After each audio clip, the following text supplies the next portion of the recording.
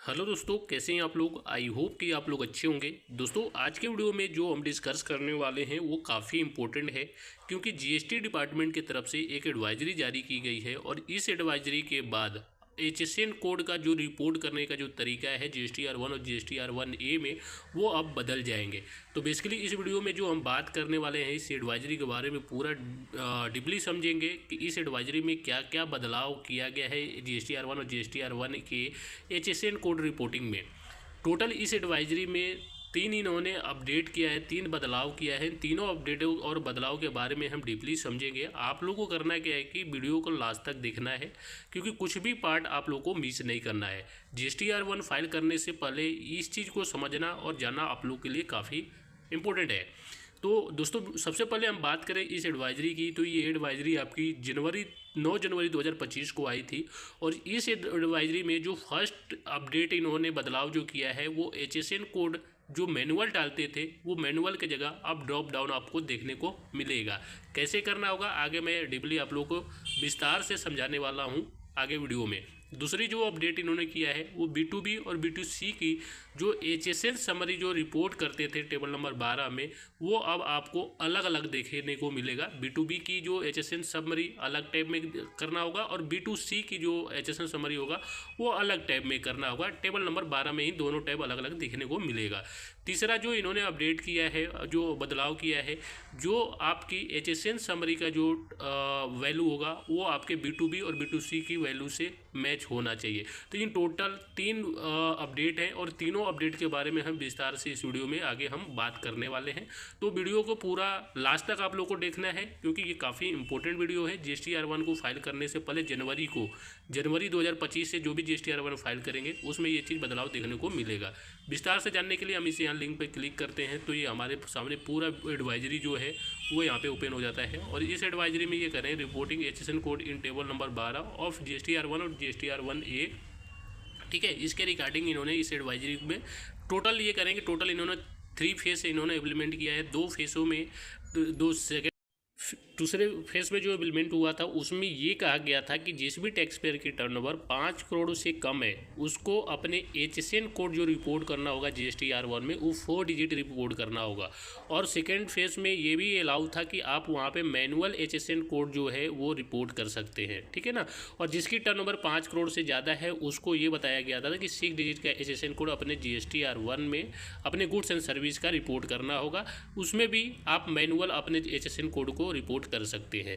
अब तीसरे फेज में जो इन्होंने इम्प्लीमेंट किया है इसमें ये कहा है कि आपको एचएसएन कोड तो वही रखना है। अगर 5 करोड़ से आपकी टर्नओवर कम है तो आपको एचएसएन कोड 4 डिजिट का ही रखना होगा, पर ये मैंडेटरी हो जाएगा। अपने गुड्स एंड सर्विस का जो भी आप सेल करते हैं उसका एचएसएन कोड आपको, अगर 5 करोड़ से नीचे है आपकी टर्नओवर तो 4 डिजिट का एचएसएन कोड रखिए, लेकिन ये चीज़ आपके लिए मैंडेटरी होगा।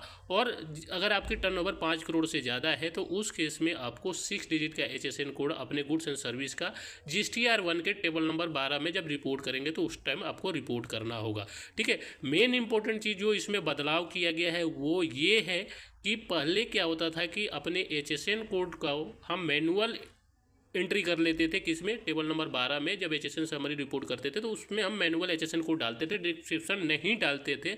लेकिन अब क्या होगा कि जैसे ही आप एचएसएन कोड डालेंगे अपने आइटम या गुड्स एंड सर्विस का, तो वहाँ पे आपको एक लिस्ट खुल जाएगा। उस लिस्ट में से अपने एचएसएन कोड के हिसाब से जो भी आपके आइटम होगा उसको आपको सिलेक्ट करना होगा। जैसे ही सिलेक्ट करेंगे जो डिस्क्रिप्शन का बॉक्स होगा वो ऑटोमेटिक ऑटो फिल हो जाएगा, आपको फिल करने की ज़रूरत नहीं पड़ेगी। तो ये काफ़ी इंपॉर्टेंट है। पहले मैनुअल एचएसएन कोड डालते थे लेकिन अब मैनुअल एचएसएन कोड नहीं डाल पाएंगे।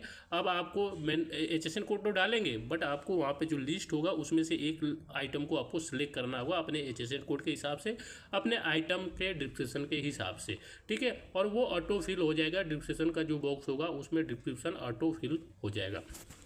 दूसरी जो मेन इंपॉर्टेंट चीज़ अपडेट हुआ है कि जो एचएसएन कोड समरी जो रिपोर्ट करते थे जीएसटीआर 1 में टेबल नंबर 12 में, उसमें B2B और B2C सप्लाई का दोनों एक साथ कर लेते थे। लेकिन अब क्या होगा, जनवरी 2025 के जब जीएसटी रिटर्न फाइल करने जाएंगे, जीएसटीआर 1 फाइल करने जाएंगे, तो अब आपको B2B सप्लाई का एचएसएन कोड अलग दिखाना होगा। अब B2C सप्लाई का एचएसएन कोड अलग दिखाना होगा। कैसे दिखाना होगा?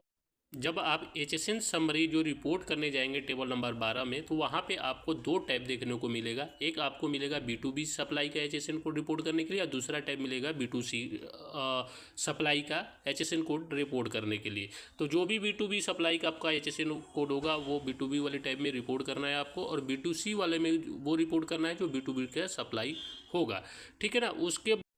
उसके बाद आपकी जो वैलिडेशन होगा HSN कोड की जो रिपोर्ट किए होंगे उसकी वैल्यू, और जो आपके B2B यानी जो आपने इनवाइस का रिपोर्ट किया होगा B2B सप्लाई और B2C सप्लाई में, उसकी वैल्यू दोनों का एक दूसरे से मैच किया जाएगा। यानी B2B का जो आपने B2B में इनवाइस बाय डिटेल दिया होगा वो, और टेबल नंबर 12 में B2B HSN समरी जो रिपोर्ट किया हुआ वो एक दूसरे से मैच किया जाएगा। दोनों का जो वैल्यू होगा वो मैच होना चाहिए। उसी तरह से B2C में भी देखा जाएगा, आपको दोनों चीज़ें मैच करना चाहिए, दोनों की वैल्यू जो होगी वो मैच होना चाहिए। सिंपल भाषा में ये कहा जाए कि जो बिल डिटेल जो देंगे उसकी टोटल अमाउंट कितना हो रहा है, और जो HSN समरी में जो दिखा रहे हैं रिपोर्ट कर रहे हैं उसकी टोटल अमाउंट कितना हो रहा है, वो दोनों को एक बार चेक करना होगा, वो दोनों मैच करना चाहिए। उसके बाद ये करें कि जो भी ये वैलिडेशन होगा HSN और B2B सप्लाई यानी बिल बाय डिटेल में, ये केवल आपको एक वार्निंग टाइप पे देखा जाएगा। आपको अगर कोई भी मिसमैच होता है, इनकेस कोई भी मिसमैच आता है, तो आपको एक वार्निंग मैसेज आएगी, लेकिन आपको GSTR1 फाइल करने से रोका नहीं जाएगा।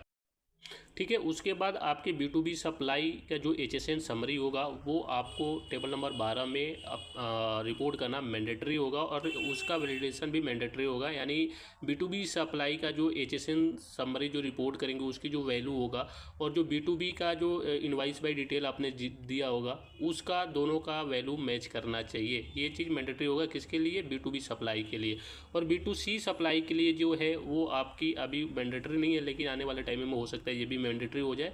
तो ये कुल मिला कर ये मानिए कि आपको जो B2B का HSN जो समरी है वो रिपोर्ट करना अब मैंडेटरी हो गया है, खाली आप छोड़ नहीं सकते, उनकी वैलिडेशन भी होगी।